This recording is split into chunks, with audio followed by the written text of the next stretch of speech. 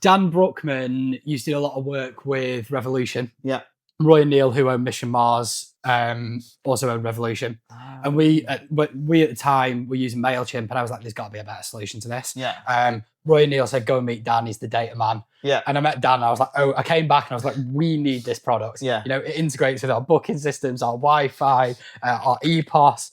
And and I put a case together of, we need this because the ROI on this will be this. Yeah. Welcome to Captive Conversations, brought to you by Captive Wi-Fi. I'm your host, Adam Foreman. This podcast brings you the best stories from suppliers, marketers, and operators from our beloved hospitality sector. Now, let's get on with the show. Hello, everyone. Episode 63. I hope I get it right. I've been getting the wrong episodes for the last 3 episodes. But episode 63, on the way to 70, which is crazy. And today I have the pleasure of having Jack at Edge. He's come all the way down to London. Thank you. Appreciate Pleasure being it. here. Thank you for coming. And I'm quite excited about this one because you have an awesome history, and I want to learn more about it. And we have some mutual clients as well, so which is all exciting. So, all right, I'm going to dig deep. Start with the question. So Gary Digby was the last guest, and he says, how do you think AI will change the landscape of marketing for the future? Quite a good one for you, actually. I don't think it's going to take over. I don't think it's going to take anyone's job. I was thinking about this last night, and I thought, from a data and analytics point of view, I think it will help us make faster decisions, help me analyze this data set. What should I do with this better? Do I think that it will take a brand marketing manager's role? No, because you'd like to think that a brand marketing manager that's been at a brand for a number of years will know that brand like the back of their hand versus a piece of AI. Yeah. Now, you will be able to train it over time, but I think although it helps with creativity and content, creativity really is a branding job rather than using a computer. Yeah. So I think it'll make us analyze data a lot quicker, make smarter decisions, but it's not going to take over. Yeah, I agree. I don't think it will. I think there's some really awesome tools out there. They're going to help you with as you said, with giving you the right decision to make and much fun, and also probably showing that report rather than having to make it because it's pretty hard. Visualize this data set. Yeah. I do it quite a lot with exporting, campaign data. Yeah. And say visualize this and put it into graphs for me, and it does that for your client reports. Yeah. But the what should you do next is always a little bit vague at the moment. Yeah. Well, especially as it hallucinates. Yeah. So, which is very interesting. So I'll tell you a story later about it was on Sky News, but about something about a podcast. Anyway, not my podcast. Okay. What is your favourite non-alcoholic drink? So this is tough because if you were going to say alcoholic drink, it would have been an easy answer. I'm a big lover of Dr. Pepper. Yeah. Or I was a big lover of a Dr. Pepper until I started to get problems with my teeth. So now it's generally water or Guinness. So it'd probably have to be water, to be honest. Well, Guinness Zero would be good. It would. Yeah. I've tried it a couple of times. It's not quite the same. No. I know it's a really good match, Yeah. but it is not quite the same either. Yeah. I was talking to Gary about it. My my wife's looking for more alcohol-free wines and stuff, and it's just really poor. The alcohol-free beers are amazing, like Corona and Modelo. There's some awesome beers out there, but they've just not got it with the wines yet. They have picked up over the last couple of years, though, haven't they? I mean, before Guinness Zero, there was pretty much nothing that was a suitable alternative. So. No. Okay, standard questions. Best hospitality experience. Ooh, so this is a tough one, and it's not best, but I'll go most recent. Mm-hmm. So I stayed in the Radisson last night. Whenever I go to the Radisson, I always go down to the bar and order a Peroni.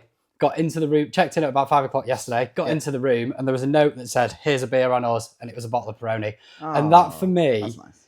It made me think about how do they know that? And they've joined the dots between previous order history, checking in, and then a human reading those notes and thinking, I'm going to go upstairs and put that in the room. Yeah. I think that, for me, is just a great example of using data and actually making action off the back of it. Yeah. It didn't need to do it, but nice hospitable moment. Yeah, I think. I like that. Hotels sometimes just do it. The hotels do it, but it's booking notes, isn't it? Yeah. That's what it is. And someone. But there's booking notes on restaurants. We just don't do it. There is, and you do have Jack always orders a pornstar martini or whatever it might be. So the bartender might make one of those in advance, but it's I think from a hotel service point of view, that they're obviously actively reading those notes or analysing that data. And maybe they have more time. Yeah. Because hospos in restaurants and QSR, it's all so fast-paced, right? Yeah. So I wish some of the Lightspeed and Toast tablets or the little handhelds or even the dojos could have those notes on it. It's not too difficult to have it done. Yeah, and I suppose actually at a hotel reception, they're stood in front of a screen which has got all of your information on it. Yeah, absolutely. And you know, there's automation kicking in place. So I still don't understand how we're not there yet. No, it's a good opportunity for surprise and delight, isn't it? No one needed to get me a beer in the room yesterday, but it was just as that extra level of... Yeah. I had Mark McCulloch on last year, and he was like, he went to this hotel in, I think, near Knightsbridge. As the taxi arrived, the guy opened the door and said, "Welcome, Mr. McCulloch." Nice. And they knew everything about. He's like, they knew everything about. But they'll start to do customer profiles, won't they? Who is staying tonight? Let's go and look on the Facebook, Instagram, LinkedIn, and find out what they look like, what they've been up to. Yeah, crazy. Start friending you, you know. Okay, best hospitality tech. Ooh, tough one.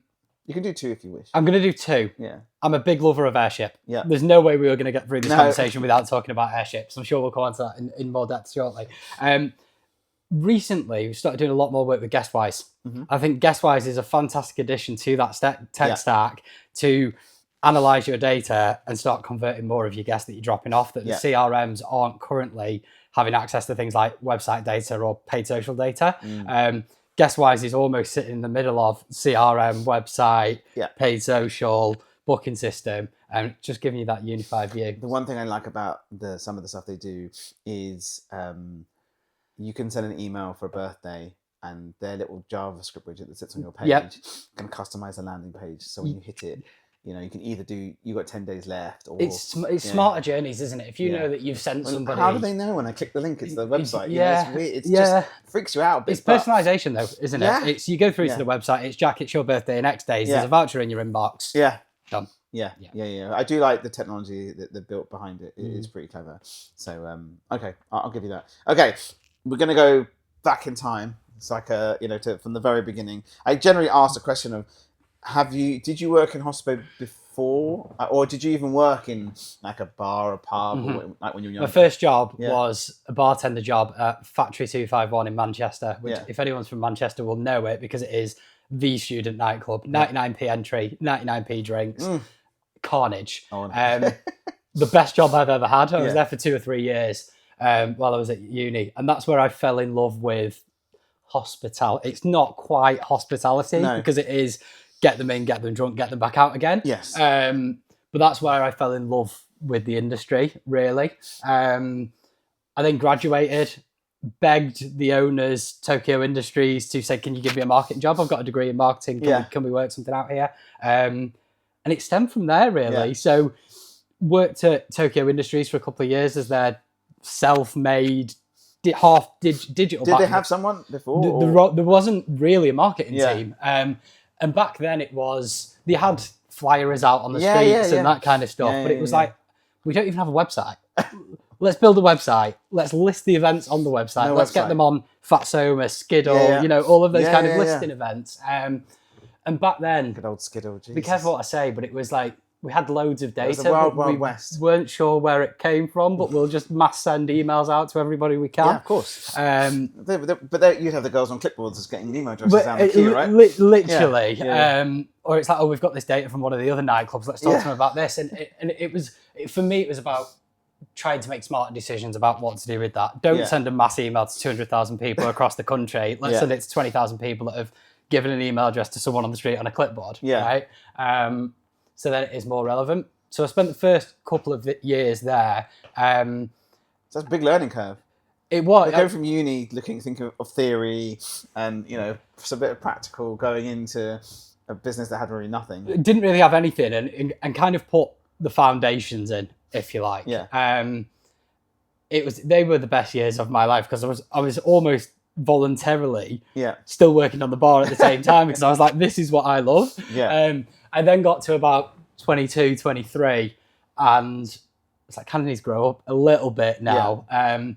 And for an offer of better money, I went and took a marketing manager job at a luxury kitchen company, thinking that it was digital marketing that I loved, not hospitality. Yeah. That's not on my CV. It's not on my LinkedIn because I kind of try and brush it under the carpet now. I was there for about 3 months because I very quickly realised doing digital marketing for a kitchen company is not quite the same as promoting bars, clubs, food, drink. So I approached the guys at 68 People, Abby Dunn. I said, look, I want to get back into hospitality. Can you help me find my dream role? No massive rush. And she landed me a role as digital marketing executive at Mission Mars, the guys behind Readers and Slash. So how old were you then? How long ago was that? I was probably 23, 24, so 8 years or so ago, I would say. And I would say that was my first proper digital marketing job, working in a proper marketing team. So when I joined Mission Mars, they had just opened the first Albert Slosh and just acquired Rudy's as a brand. Oh, they bought Rudy's. They bought Rudy's. Oh, I didn't know that. I won't disclose how much for, but they bought Rudy's from the founder with a plan that we're going to scale Rudy's. And roll out a couple of sloshes. So did they only have those 2 brands, or did they have other brands as well? The owners also had Deaf Institute, Trough, Gorilla in Manchester as well. So a couple of single site late night venues. And a couple of pubs over in Liverpool as well. But the core brands, if you like, were Rudy's and Slosh. So So how many did Rudy's have when they bought it? 1. Oh, just in one? Ancoats. Oh, wow. Yeah. That's a nice deal. Which Ancoats is also known as Little Italy. So it's like, what can we do with packaging up? We always wanted to try and keep Rudy's authentic, independent. And obviously it's hard when you get to a certain size, but it was always about, if another brand is doing this, we don't do it anymore. Almost where in the early days, things like CRM, we were like, it's not right for our brand. So I spent the first couple of years trying to work out, how do you market a brand that is really cool? You want to do this smart digital stuff with it, but there's a little bit of like brand balance there. You can't necessarily. Well, they want to make it. Sorry to the pun. They want to make it edgy, right? Yeah, exactly. So we spent a couple of years there, and then I think the core piece of work that I did there was working out how do you roll out Rudy's from like a launch strategy point of view. So coined this mechanic, if you like, called Pizza for All. So we've got to about 5 or 6 sites, all Greater Manchester based. COVID hit, and we knew we wanted to open a site in London, in Soho, on Wardour Street. And it was a bit of a worry for us as a brand, because up north, everyone knew who Rudy's was. It was like, best Neapolitan pizza. And we're like, okay, we're going to give it a go down south, but what do we need to do to make some noise? So our theory always was, from a brand point of view, if someone tries it, they'll come back, because we genuinely believe in our service, our product, our atmosphere. So I thought, well, why don't we just give away a shed load of free pizza? So we developed this campaign with Airship and Res Diary to give away 10,000 free pizzas in London. I remember this. And we tried to do it as not the big boys are making a splash, because we were still, relatively small at that time. But we needed to make a mark on Soho, where it's obviously quite a competitive pizza scene. So the mechanic was pretty simple. It was targeted ads at Soho for people like yourself to say, we're coming to London, sign up for a free pizza. They then got added into an Airship holding group, we called it, and went on an automated journey of educating about the cheese, the tomatoes, the dough, the location, the provenance.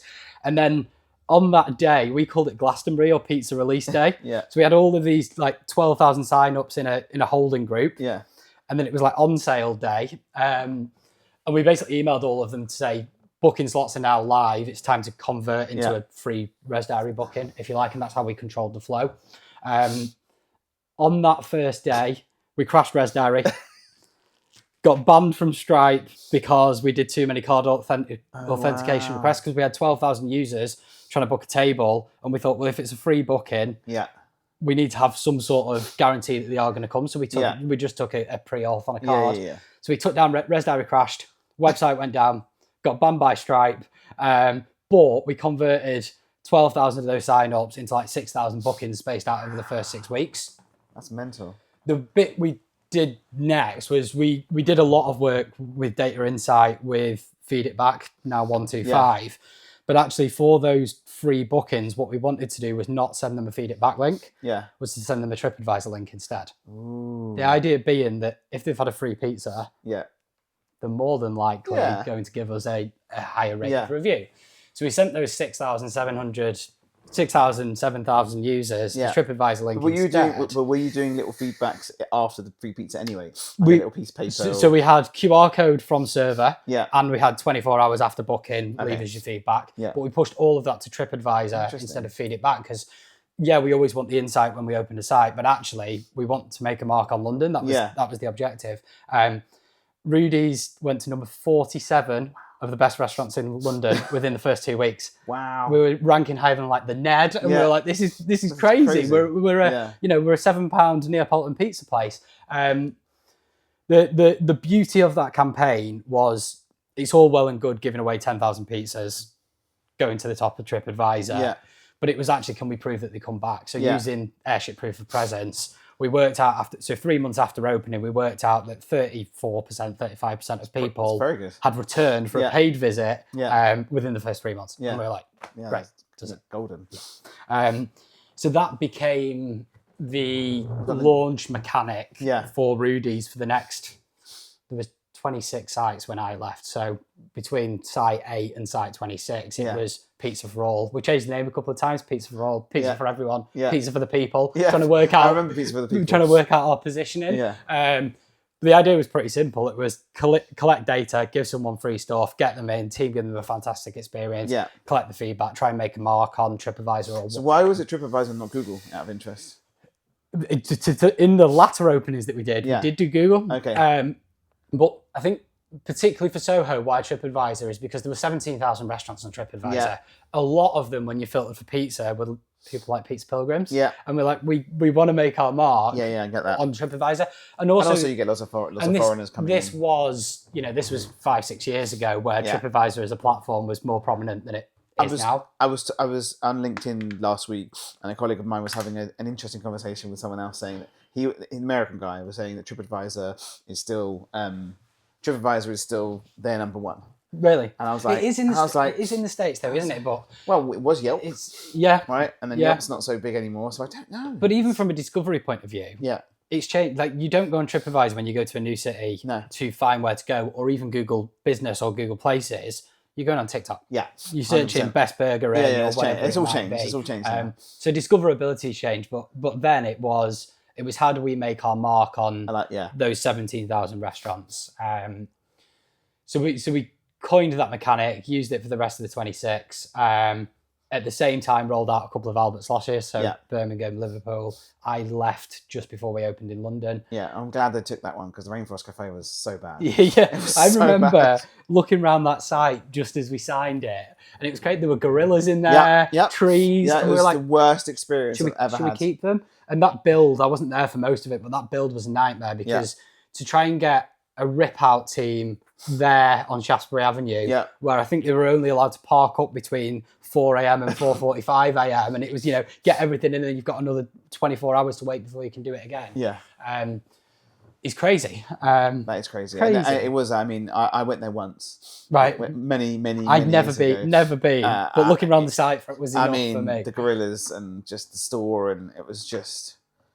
Yeah, it was a horrible mark in Shaftesbury Avenue. It was just so bad. It's interesting, isn't it? Because I think Slosh, from a positioning point of view, is great for that area. You're right in the heart of the theatre district. Slosh has a fantastic entertainment offering, which is free. And they're doing really well. From a pre and post theatre point of view. They're right in the middle of theatre. Crowd is perfect for it. But also to add that element of, if you think about that area, it's obviously tourist trap. So to add an element of something different, premium guest experience, great German beers, great German food. I think everyone I know that's been there has a great experience as well. So it's great. I think that's really interesting. So how many Rudies were there before you left? 26, I think it was when I left. So you were there from 1 to 26? Yes. Jeez. Yeah, and they almost become.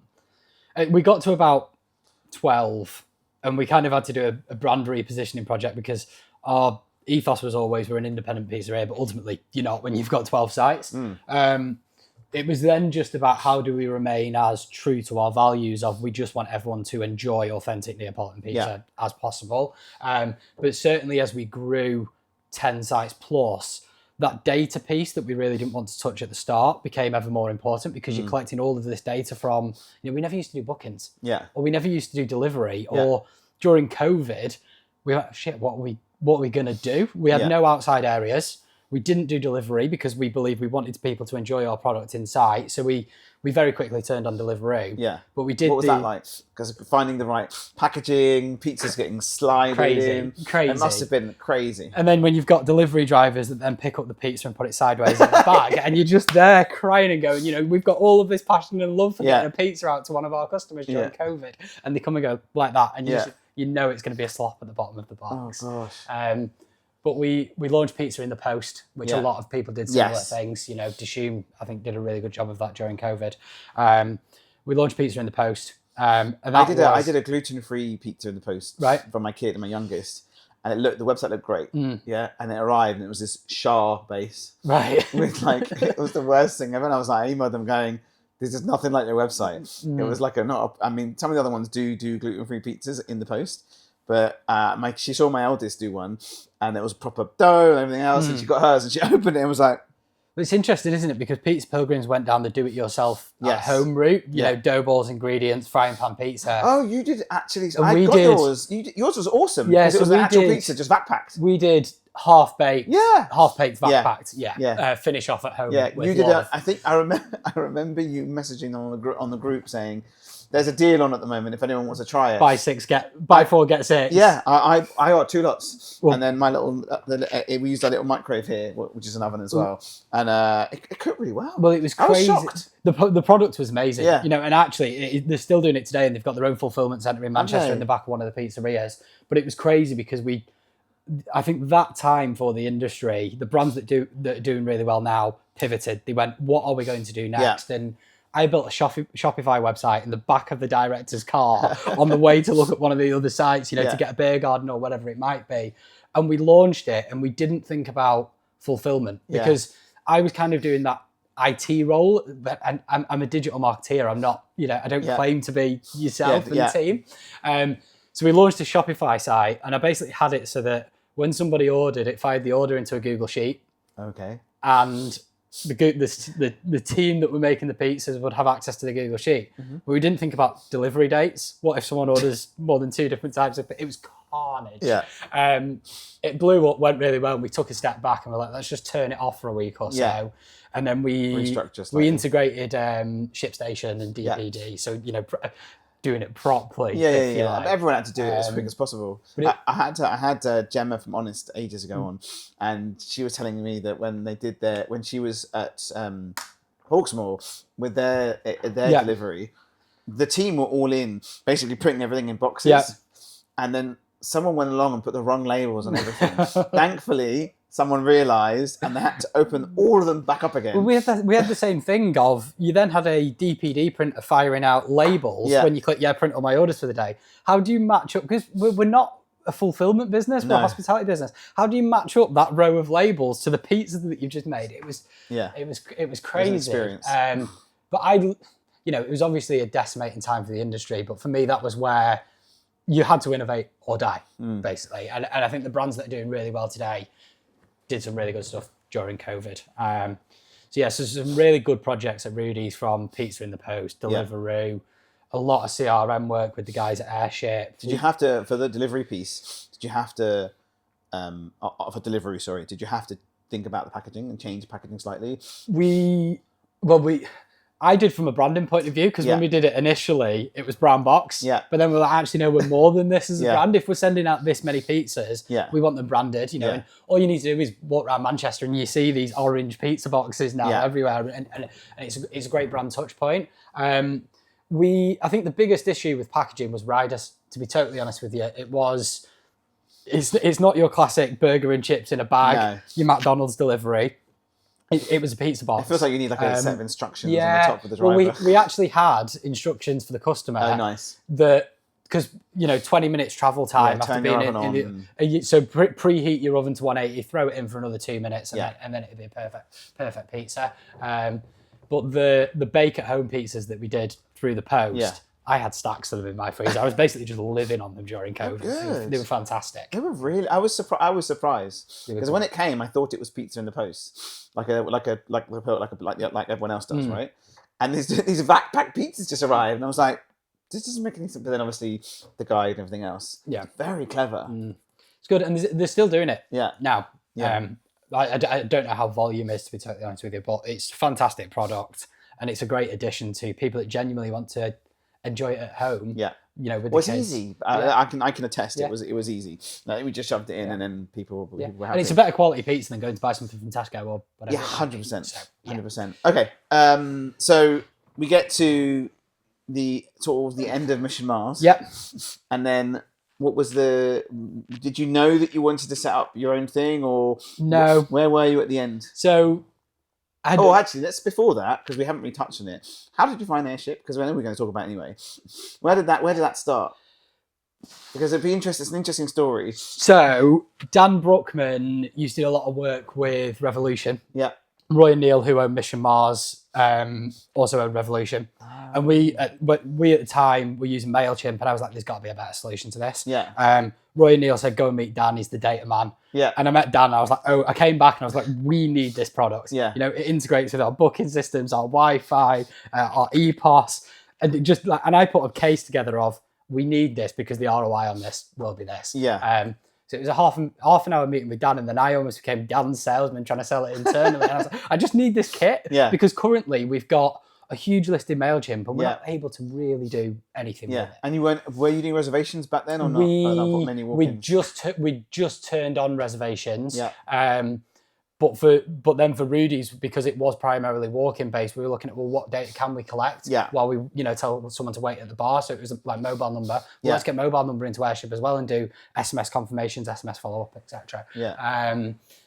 So we, we did the basics, welcome, birthday, last guest, etc. And we only really started to get to that segmentation piece as I was leaving. Yeah. We were building layers on it, and it was working really well because we were collecting all of this. You were expanding rapidly. We were expanding rapidly, but collecting all of this data pre-launch as well, and that was key because it was, how do you nurture that in different ways?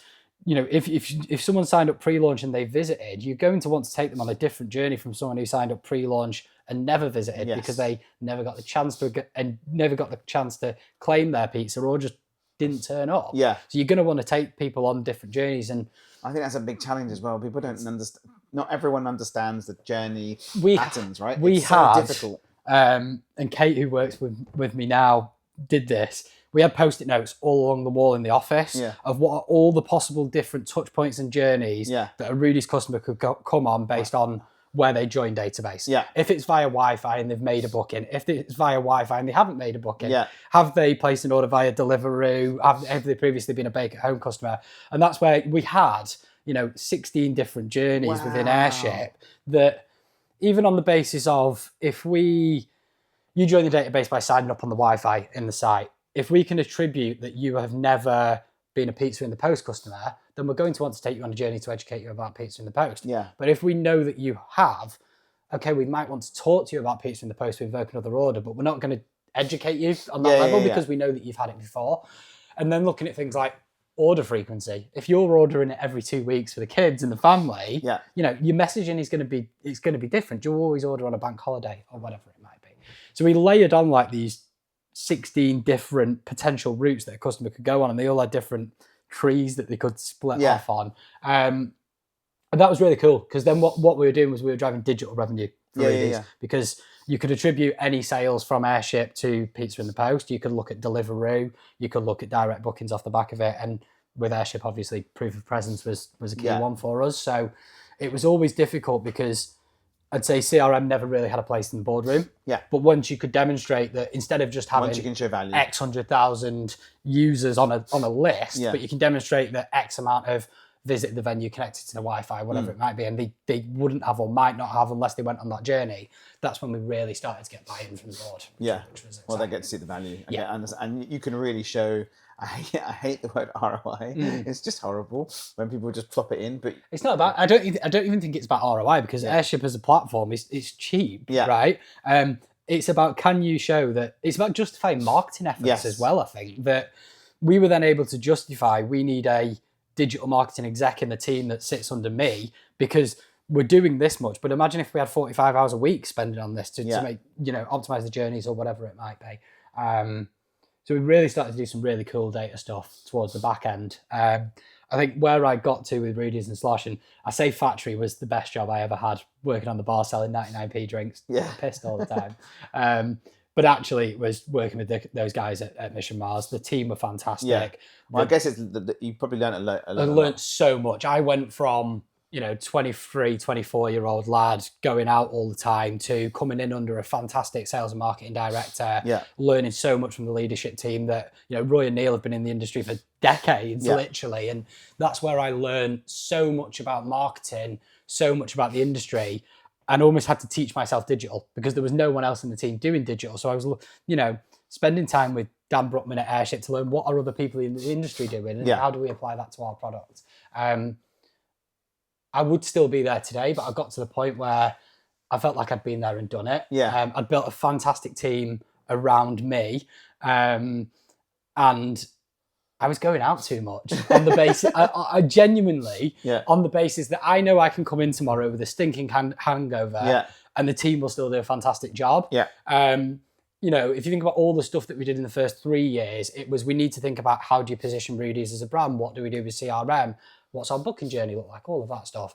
And towards the last couple of years, although they are fantastic brands, I felt like we'd almost worked it out. It was then just the doing, but the team were doing the doing, and I was out partying all the time. So I got to the point where I was like, I need another challenge. I went and took another role, which I won't mention what it is, but essentially I was sold the dream. It wasn't quite the dream, so I was there for 2 weeks, and then I had I realised after 2 weeks it wasn't right, and I had the problem of, do I ring Roy and Neil and say, please can I know I've said it's not right, and I'm bored, but I was like, can I come back? And Neil's fantastic, and he said, you told us that you've been there and done it. Why don't you go and do what you've always wanted to do, which is fill that gap in the market for how to position this? When throughout those 6-7 years at Mission Mars, we worked with loads of agencies. PR, design, digital. Yeah. And because I was very much on the digital side rather than the brand side, my digital agencies were my powerhouse. Yeah. But I had quite a few frustrations that hospitality moves fast. The agencies that we were working with weren't hospitality agencies. They were digital agencies, and great ones at that, working for some great brands. But they just didn't get hospitality, in that we need to turn this live tomorrow. And there's no excuses, because my boss is telling me that needs to be done. So I made the decision. Well, the agency in hospitality is very different. It is, but also the reactivity. We're closing this site because of this, and we need to change this on the website or whatever. Even just opening times on the website. If that needs to be done, it needs to be done. So I made the decision to go freelance with a view that I want to build. The goal is the #1 digital marketing agency for hospitality. Yeah. We only do digital. We only do hospitality. I have friends that own gym brands and stuff, and they're saying, surprised. I was thinking actually, to be honest with you, it can when you have capacity. Well, one of my friends owns a protein shake brand, and he's asking us, can we do their paid? And I said, it's not what we do. Yeah. My passion is digital and it's hospitality, and yes, we could probably run those campaigns for you, but actually we wouldn't really be that interested in it. So I freelanced for the first 6 months or so. Yeah. The guys at Diecast, Ramona and Firehouse were, I was so grateful that they were like, we'll have you 3-4 days a week. I was like, great, this is fantastic. I'm safe, I'm secure. And then Kate Lister, who was at Cozy Club at the time, approached me, and she was like, they didn't have Airship at the time. And they were like, we don't really have huge digital in-house resource. Yeah. Can you sit in the middle of us and Airship and onboard us and work out that journey? And I was like, absolutely. Yeah. You're like, hold on, let me just close my eyes. I got it. So, I did a couple of projects from like a day rate, CRM, planning stuff for the likes of Cozy Club. Yeah. And then almost was, a group in Manchester, Diecast, Ramona and Firehouse, their in-house digital resource doing everything, like replying to Instagram DMs and all sorts. And it got to the point where some fantastic brands through team marketing were messaging me saying, we'd love to work with you. Can you do this? Can you do this? And it got to the point where I was fully booked 6 months in. Wow. And slightly scary in that I didn't want to say no to the brands that were messaging because they are fantastic brands that are in that group. Yeah. So Kate, who was my digital marketing manager at Rudy's, had gone traveling when I left. Yeah. Just got back, and I was pestering her, going, "When are you coming back from Bali? When are you coming back from Bali?" And she took a risk. So July last year, she joined us as a business as Edgey, and we renamed from Cutting Edge Digital or Jack Edge to Edgey as a brand or business. And I said, "Look, I'm not sure if this job's going to last, but I'll give you a salary. You know, we'll work out what a cut looks like in the future, but let's try and build something." Kate joined. We doubled clients, doubled revenue. And I was like, oh my God, there's a need for it. Yeah. There's something here. Yeah. And sometimes I have to kind of imposter syndrome. I'm like, you know, is this actually happening with some of the brands that we work with anyway? But I think the main challenge that we've seen, and you've probably seen it as well, is resource, right? It is. And, you know. And people go to the larger agency, they go to a large agency and they'll get done. Yes. And that's happens so often. I think, if I think about most of the clients that we work with, they might have an in-house digital marketing manager, but that's it. Yeah. And they have obviously got to do everything. So to be able to outsource paid social or PPC or CRM as a whole, it's a huge benefit for that internal team. The other clients of ours don't have any in-house digital. So actually, just from an expertise point of view, if we've been there and done that and you should be doing this, they really value that. So think about where are we today? We're currently a team of 3. As of yesterday, just hired team member number 4 who starts in 1 month. Won't mention where from because I don't know when this is going out. So that's really exciting. So we're going to be a team of 4 as of next month. And then are they all remote or? Nope. 3 days a week in the office in Manchester. Love that. On the basis that I'm not one of those people that say I don't trust people working from home. It's not that. It's when I was at Mission Mars, I've took a lot of the things that I learned at Mission Mars and want to implement here, whether it be strategy, planning, goals, ways of working. But we were a marketing team that was in-house. We were in the office, apart from COVID, we were in the office 5 days a week. And that collaboration and creativity that you get when you're sat around a desk together, so different, as opposed to over Teams, is completely different. Yeah. So we do Tuesday, Wednesday, Thursday in the office. But actually, me, Kate, Gemma, ad hoc, you know, we've got 24/7 access to Manchester's coolest co-working space, which is mint. I'd love to live there. But we find that we end up going in more because the collaboration aspect, and we're still trying to work out ways of working. But yeah, it's scary because we're a team of 4. We're growing rapidly. Yeah, and I'm not trying to.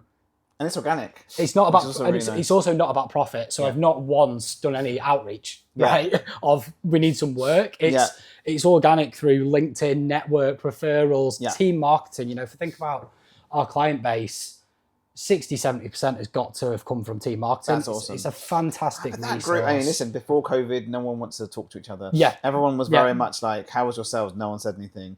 Everyone was so in. Now, someone mentions I had a really bad week. We've had a really bad blah, blah, blah. And then you actually get people sharing. Yeah. So COVID has really opened everyone up, I think, which is really nice. It's not like any other industry that I've seen before.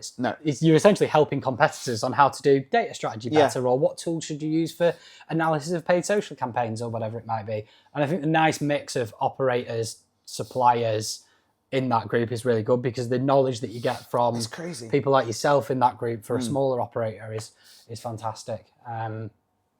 So the objective of bringing on team member number 4 yesterday isn't to scale. It's not. It's not for profit. It's resource, right? I just want to do a better job for the clients that we've got, because our whole ethos is there's no such thing as out of scope. We want to change the way our hospitality does digital, and yes, we do have contracts and agreements and that kind of stuff, but we have clients where we're retained for their paid social. But I'm on the phone talking to them about CRM strategy, or they're building a website. I'm the same as you. The conversation will always tee off to something else. If you can help the customer and guide them on their journey, then you're winning. I'd like to think that our clients like yours see us as you're their IT partner, right? Yeah. We're their digital partner. And Yeah. yes, we're retained for your paid social or your CRM or your website development or whatever it might be. But actually, I use NQ64 as the example. Amy Honeyford, a little bit of a name drop. She's a legend, right? And we do their paid social PPC and CRM. Yeah, they opened a site in Nottingham a couple of months ago, and she was like, Jack, I just want to chat about launch plans. So we just said, you know what? It's our scope, and we've got an invested interest in your business. Yeah. Let's work out what your digital strategy is for this launch. Yeah. It's not how you come in to say to us, I want to do this on paid. It's about building those relationships. 100% agree.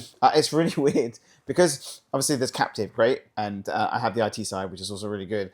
But it's really interesting having a conversation with someone. Like I had a conversation with a coffee brand yesterday who are currently using a different Wi-Fi provider who does the CRM, and they gave them the box. Right. Do you know what I mean? That provider.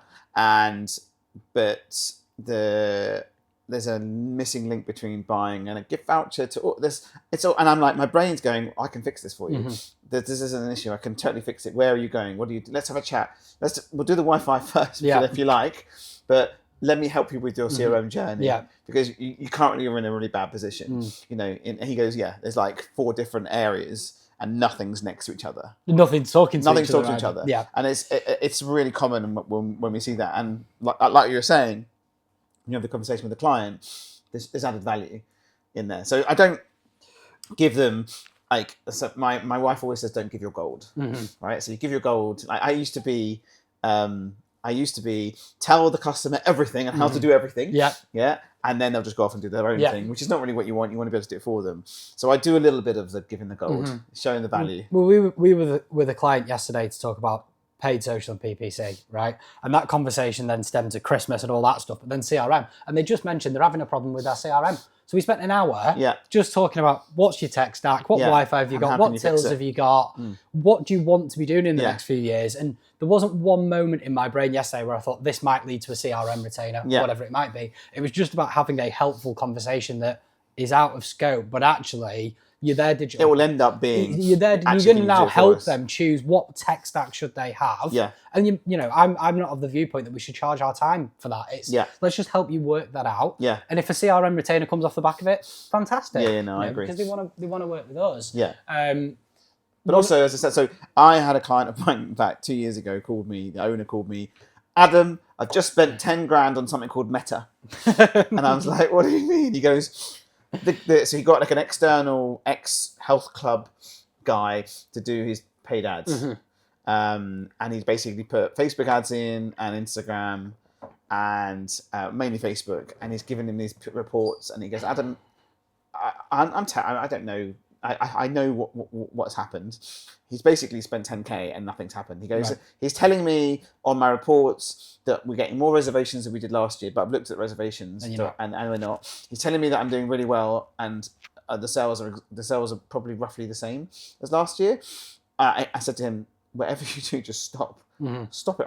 If you want someone to look after you, I have someone to look after you, but don't get bamboozled. It's a shame. You've got to start small.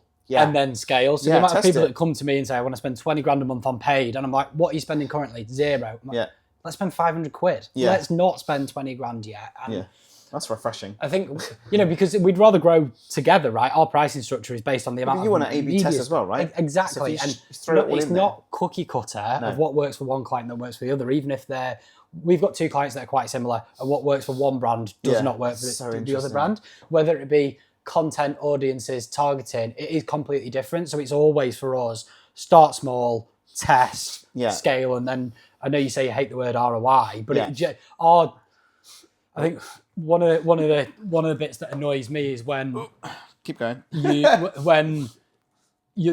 We've taken a couple of clients from other agencies, and the metrics that those other agencies are reporting back are impressions and clicks to website, and my viewpoint on that is, it means nothing. It's just noise. Whereas our number one metric is last week we spent X and we generated you X amount of bookings and X amount of covers. And if there was any pre-book spend, we report that back to you. And ROI, I don't hate ROI. It's just it's a phrase that gets thrown around a lot. But I think to justify our retainer fee or the media spend for that marketing director to go back to the board, yeah, we spent $5,000 last week, but actually we generated 2,500 bookings, and the amount of covers we're like with this, average spend per head, average covers, or if you can pull in the actual covers post visit, that's what. Do you think that more customers are up for using newer technology like Guestwise and other bits and bobs? Do you think they're open to it, or they're still a little bit nervous? I think I'll be careful what I say, but I think a lot of our clients are still right at that basic of they might have a MailChimp list. And I've got a great relationship with Carey from Guestwise, and he's saying, what collaboration project can we work on for some of your clients? It'd be great to get it into this client and you sit in the middle. But I'm like, they're not there yet. No. They haven't mastered, a welcome journey or a birthday journey or whatever it might be. So I'm like, let's not look at that client yet. Let's look at them again in 3 months' time. I think there's definitely a desire for internal teams to be, they are definitely looking at other tech, but it's actually, for me, it's slow down, do one thing, do it well. We talk a lot in the industry about integrated tech stack. Get your tech stack integrated and talking to each other first before you layer Guestwise on top. I agree. Because then the amount of data that you're putting into Guestwise and coming out of it is going to be strong. Do you find that lots of clients are just very fragmented still? Yes. Or, yeah. It's so interesting. And interestingly, between like different conglomerates of tech stack providers, they may have an EPOS system from one and a CRM for the other, and there's no API link there. And there's never going to be, because they've obviously got that commercial intention not to do so. I think number one for me always starts with tech stack. Yeah. Get your EPOS, Wi-Fi, order and pay, loyalty all into one central engine, and then start doing something with that data. Yeah. Until you've got that, you're essentially you need the connectivity piece. I'm still in awe of brands that, like, even as they expand and grow, that are still stuck. It's crazy. I think the thing is some like the QSR brands can really expand super fast. Yeah. But the customer journey, digital journey. It's also because the marketing team can't keep up. So even from my experience when I was in-house, you take a piece of kit because it is the kit that you want at the time, but you're not thinking 2 years ahead about what's my tech stack going to look like in 2 years' time, and does it integrate? Yeah. Does it work well, and does it solve that problem? Well, I mean, Black Sheep Coffee only got a marketing director last year. Yeah. They're on 120 odd sites plus America and Dubai. It's crazy, So, she's doing an awesome job, by the way. Okay. Amazing. So we're coming towards the end. Listen, obviously I gave you all these questions, to be fair. So we'll be here for 6 hours. Yeah. No, it's all good. The future is an interesting conversation. So obviously you're growing as a business, which is great. Yep. What do you see? What do you see the plan for Edgey? Do you think you're going to expand the range of what you do, or? So at the moment we're digital only for hospitality only, and it's things like organic social we don't touch, content creation we don't touch. I think inevitably at some point that service base of paid social, PPC, CRM, and web is going to have to grow. Yeah. And the natural next step is organic social and content, because then it helps your paid social element particularly. Yeah. So I do think we will layer on additional services, but for now, it's those four. We do those four, we do those four well. I think longer term future, 5-10 years, reposition from the digital agency for hospitality to the agency for hospitality. Yeah. It's PR, it's design, it's menus, it's, working with people like Annika. Yeah, she's awesome. To then do your menu repositioning project or whatever, menu development and whatnot. But longer term, I think we'd like to be the go-to support unit for hospitality as a whole. I like that. For marketing. Yeah. Trademark that quickly. But for now, it's digital. It's digital only. Yeah. Plan for the next year is to do some great work with some great clients that we've got. We're not currently actively taking on any new clients. We just want to Christmas. We're recording this in August. We've got Christmas campaigns live for 80% of our clients at the moment on paid. Oh, wow. Mental. That's mental. Last year we went live in August. This year we went live in July. Yeah. And they're seeing results already. Yeah, that's awesome. It's interesting how retail does it a year ahead. Yeah. Which is, and hospitality don't really do it that in advance. Well, one of our clients said to us last week, we're finalising our Christmas packages and we want to go live on paid in October, November. Yeah. I said, it's too late. I showed you the graphs from last year. You need to be going live in August because, okay, you don't want to be running Christmas hats and tinsel to everybody on Facebook now, but actually retargeting last year's bookers, large parties, 100 plus, whatever. Because everyone's thinking about it right now. You know, especially corporates on paid search, they are actively making these inquiries already. And it's tough out there with corporate. Yeah. Everyone wants a deal, right? Yeah. It's not as it was back in the day when you know 50, 100 quid a head, all in. And that demand for Google search, you can see it on Google Trends. It started already. So if you're not currently live with Christmas, one takeaway: if you're not currently live with Christmas, get live with Christmas. Unless this is going out in January next year. Then no, a couple of weeks. Good. You're good. You're aside from Edgey, I want to open a pub. Oh, do you? Yeah. That's so cool. And use the support unit of Edgey. Yeah. To launch that. So pub. Office upstairs. That'd be dangerous. I'd love to do something like the Devonshire, which everybody would. Apparently, they're opening number 2. You know, are they? Yeah, apparently. Interesting. Yeah, not called the Devonshire, obviously. Okay. But, in London. I think so. Okay. Yeah. So I think we should come up to Manchester. They should. I think they do really well. To be fair, with it, it's. To be fair, I have not been there yet, which is weird. All my friends have been there, and everyone says it's so consistent. It's incredible product. He's got it bang on. Yeah. Bang on. Yeah. So I'd love to open a pub, but probably not for the next couple of years. Yeah. Okay, perfect. All right. So I'm going to give you which everyone can hear. Let's do the final questions. Actually, before we do that, what do you see the future? And 3 top tips because that'd be quite handy for people to listen to. So there's 3 top tips if you're for digital that if someone's starting their journey. 1, speak to you. 2, 2, speak to us. 3, speak to us. Yeah.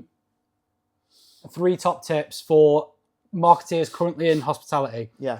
Integrate your tech stack today. Make it number 1 project. Number 2, if you're not actively running paid social PPC campaigns, look at it, start small, demonstrate an ROI, and then scale. You will get board and finance director buy-in once you show those numbers. It is all measurable. And number 3, it's a rogue one, but just have some fun. Really fun industry. Yeah. It's all have about a laugh a good with time. It. Perfect. All right. Yeah. So final questions is best restaurant. My favourite restaurant is Manor in Manchester. Okay. Michelin star. It's fantastic. Love it. Perfect. Best burger. Burgerism. Have you ever been? Okay. No. So if it were, I'll give you 2 answers. Go on. In Manchester, Burgerism. Yeah.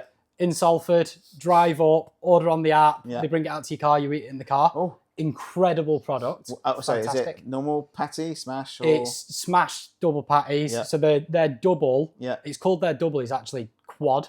Oh wow, okay. So standard is 2, and then you order a double and it's quad and it's too big. The product's fantastic. They've won awards left, right, and centre. I think they were the most popular order in Greater Manchester on Deliveroo for the last couple of months.